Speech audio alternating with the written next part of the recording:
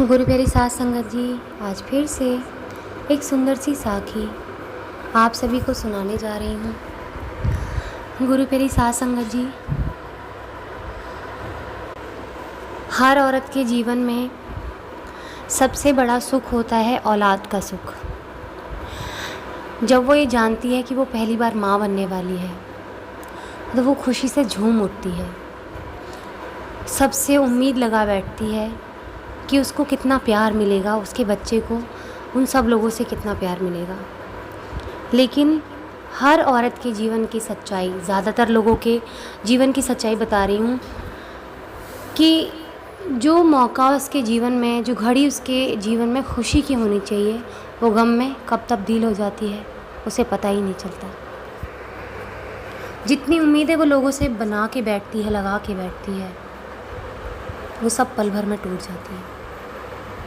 उसे पता ही नहीं चलता कि उसकी खुशियों को कौन कौन आग लगा गया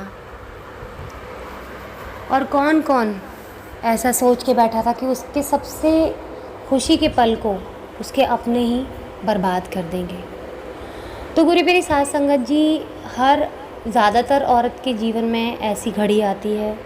मैंने कई औरतों से पूछा है, उन सब के जीवन में ऐसा मोड़ आता है कि जो खुशी का होना चाहिए वो गमगीन हो जाता है। और वो किन कारणों से होता है, किन लोगों की वजह से होता है। अगर वो लोग सुधर जाएं, वो अगर ऐसे हो जाएं, तो हर वो बेटी खुश होगी, हर बाप अपनी बेटी को ब्याहते वक्त बिल्कुल निश्चिंत रहेगा और दहेज जैसी चीज़ हमारे समाज से मिट जाएगी। गुरु प्यारी साथ संगत जी, दहेज जो लोग लेते हैं ना, उनकी लेने की सीमा ख़त्म नहीं होती है, सिर्फ शादी वाले दिन ख़त्म नहीं होती है। ये सिलसिला तब तक चलता रहता है जब तक कि एक औरत मर नहीं जाती, उसकी अंतिम सांस ख़त्म नहीं हो जाती, तब तक ये लेन देन की जो ये प्रथा है या कुप्रथा है, ये बंद नहीं होती। जिस दिन ये बंद हो जाएगी और जिस दिन ससुराल पक्ष और मायका पक्ष बिल्कुल ऐसा हो जाएगा जैसे कि आज की मैं साखी आप सभी के साथ शेयर करने जा रही हूँ, तो उस दिन हमारे देश की, हमारे संसार की हर बेटी खुश रहेगी। तो आइए गुरु प्यारी साथ संगत जी, सुनते हैं आज की ये सुंदर सी साखी। ये कहानी है माया की। माया को उसकी सास कहती है, बहू रानी, अपनी मम्मी जी को फ़ोन पर बता देना कि हमारे परिवार में पहला बच्चा होने पर सारी नंदों के लिए साड़ी के साथ साथ हीरे की नहीं तो सोने की अंगूठी तो ज़रूर आती है। वैसे तो तुम्हारे बड़े ताऊ जी की बड़ी बहू के घर से तो सबके कंगन आए थे। बीच में ये बात उसकी मंझली ताई ने बोली, यानी कि जो बीच वाली ताई सासू थी ना उसकी, उसने बोला। तो गुरु प्यारी साथ संगत जी, आगे वो बोली कि अब ननद एक होती तो मम्मी जी से कह भी देती। माया मनी मन कह रही थी कि अब ननद एक होती तो मम्मी जी से कह भी देती, लेकिन ताऊ चाचा की मिलाकर 5 नंदे, मेरे परिवार में मेरे अकेले पापा कमाने वाले, अनेक खर्च, किसी तरह से शादी की, भाई इंजीनियरिंग कर रहा है। माया कह रही थी, ये मुझे ही पता है कि मेरे माँ बाप ने मेरे लिए इतना सब कैसे किया। अगर मुझे पता होता कि बच्चा होने पर मायके वालों को नोचा जाएगा तो बच्चा ही ना पैदा करती। सोचिए, एक मासूम मन के साथ कैसा खिलवाड़ होता है, ये उसकी भावनाओं के साथ कैसा खिलवाड़ होता है। जब औरत को सबसे ज़्यादा भावनात्मक सपोर्ट की ज़रूरत होती है, इमोशनल सपोर्ट की ज़रूरत होती है, जब वो बिल्कुल चाहती है कि कोई उसे बिल्कुल एक छोटे बच्चे की तरह प्यार करे, उस समय उसके सिर पर इतना बोझ। गुरु प्यारी साथ संगत जी, मन ही मन वो बिलक पड़ी। माया ने अपने हीरे की अंगूठी सासू माँ को देके कहा, मम्मी जी, जो गहने आपके पास है ना मेरे, सबके बदले में अपने परिवार की लड़की औरतों के लिए जो आप देना चाहती हैं वो ले आइए, पर प्लीज़ मेरे मम्मी पापा को छूचक के नाम पर गहने मांगने के लिए मत कहिएगा। इस पर उसकी सास बोली, खबरदार बहू रानी, जो हमारे प्यार की सौगात अंगूठी देने की बात कही या गहने बेचने की, मैं बैठी हूँ ना, तुझे चिंता करने की ज़रूरत नहीं है, खूब आराम कर। गुरु प्यारी साथ संगत जी, सासू ने इतने प्यार से कहा और हक से कहा कि तुझे चिंता करने की कोई ज़रूरत नहीं है। तो गुरु प्यारी साध संगत जी, कुएं पूजन के दिन आया। कुआं पूजन तब होता है जब बच्चे का जो छठा दिन होता है ना, जिस दिन छठी पूजी जाती है बच्चा होने के बाद, उस दिन कुआं भी पूजा जाता है सनातन धर्म में। तो पड़ोसी रिश्तेदारों से पूरा घर भरा हुआ था। जो माया का भाई था, नवजात शिशु को देख कर, यानी कि नए बच्चे को देख कर निहाल हो रहा था कि मेरा भांजा कितना प्यारा है। लेकिन माया को यही चिंता सता रही थी कि अब पूरा खानदान इकट्ठा होगा और यही पूछेगा कि छोचक में तेरा भाई क्या लेके आया। सासू माँ माया को स्टोर रूम में ले गई और पीले रंग की बनारसी साड़ी पहनने के लिए देते हुए कहा कि ये साड़ी मैं तेरे लिए लेकर आई हूँ, खूब खिलेगी तेरे ऊपर,